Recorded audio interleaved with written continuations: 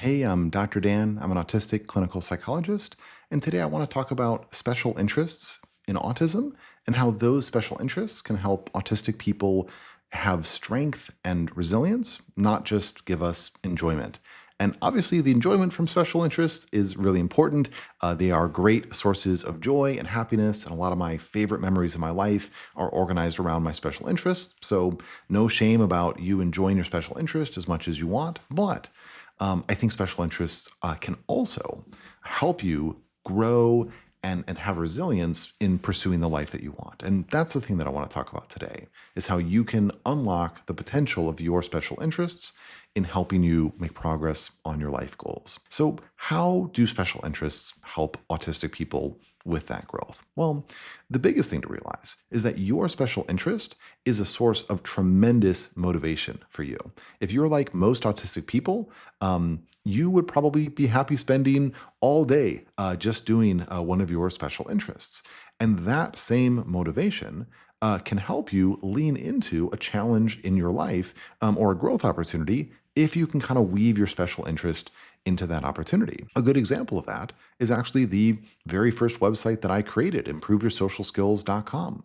One of my special interests has always been human interactions. I'm always fascinated with relationships and how people connect with one another. Back when I was in high school, I would read books on etiquette and body language for fun.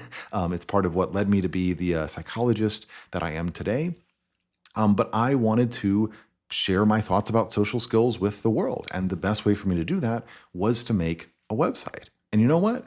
Over the course of building that website, I learned a ton. I learned all the technical things that go into a website. I learned about writing. I learned about graphic design. I learned a work ethic of, being frustrated because the website wasn't done and then having to get up and work more on it the next day.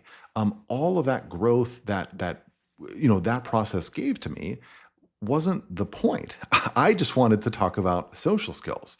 But my desire to talk about social skills motivated me to stick with that challenge and see the growth that came from that. If you had just said, Daniel, go build a website, I probably would have given up, 48 hours in.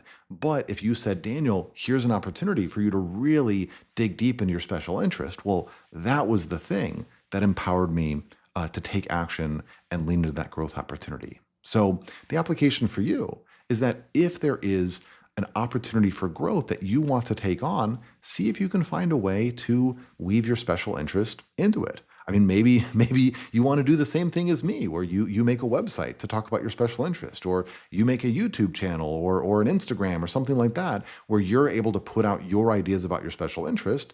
And along the way, you're learning about, creating media, you're learning about marketing, you're learning about the digital world.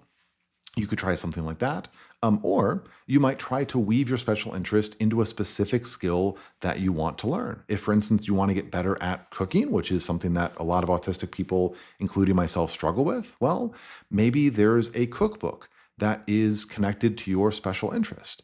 If you love Lord of the Rings, for instance, there are Lord of the Rings cookbooks out there where you can make the kind of meals that they have in the movies or in the books. You can make some, lembas bread. I hope that I pronounced that right so that the Lord of the Rings fans don't come after me. Anyway, you can make a dish that you will be so excited to make because it's not just food, it's a connection with your special interest that you love and that brings you joy.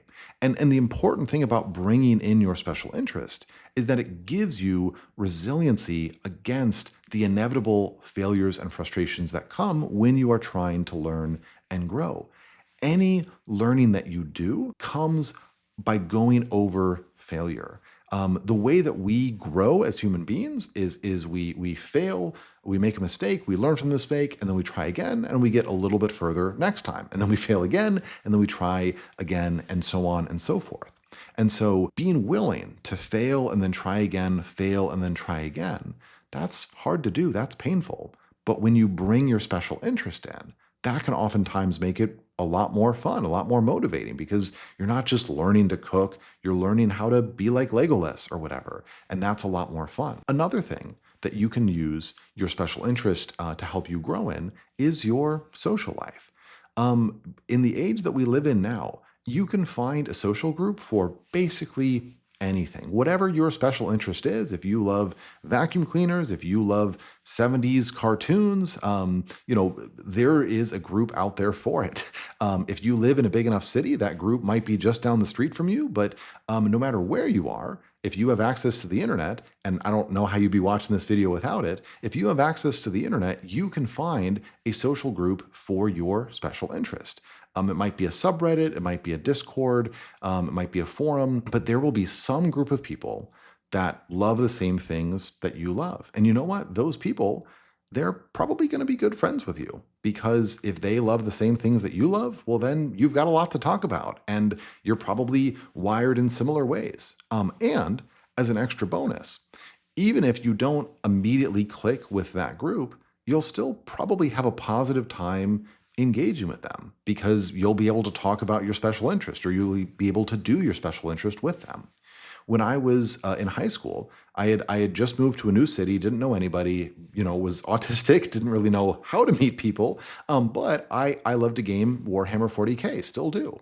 And so every Friday, I would go to the local gaming store with other people who loved to play that game, and we would all play it together. And you know what?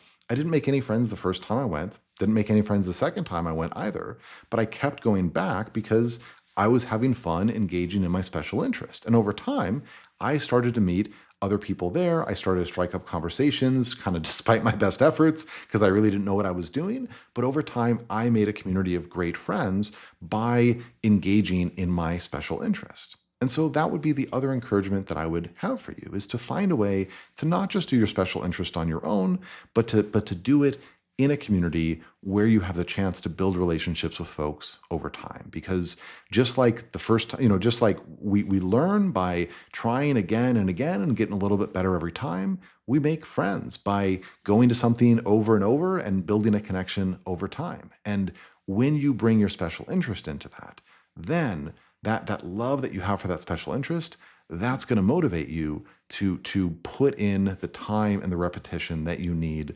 for that growth to happen. So those are my suggestions for you. Find a way to weave your special interest into a skill that you might want to learn, or take on some kind of challenge, take on some kind of project that involves your special interest that you'll have to learn some stuff in order to get off the ground, right? Make a play about your favorite vacuum cleaner. You'll have to learn a lot through the process of doing that. Or find a community of other people who enjoy your special interest and dip your toe in that water. Doesn't mean that you have to spend all your time with them. You can still spend lots of time doing your special interest on your own, but maybe try striking up some conversations. Maybe try going to a convention organized for your special interest, or joining a Discord, making a post in a subreddit. Your people are out there, and chances are they like some of the same things that you do. So those are my tips for today. Let me know in the comments if you found it was helpful. If you have a special interest and you want to talk about it, feel free to post it in the comments. And hey, you never know. Maybe one of my other subscribers will have the same special interest, and you might make a friend right there in my comments. So yeah, I really appreciate you taking the time to watch. I hope this was helpful for you. And this is Dr. Dan signing off.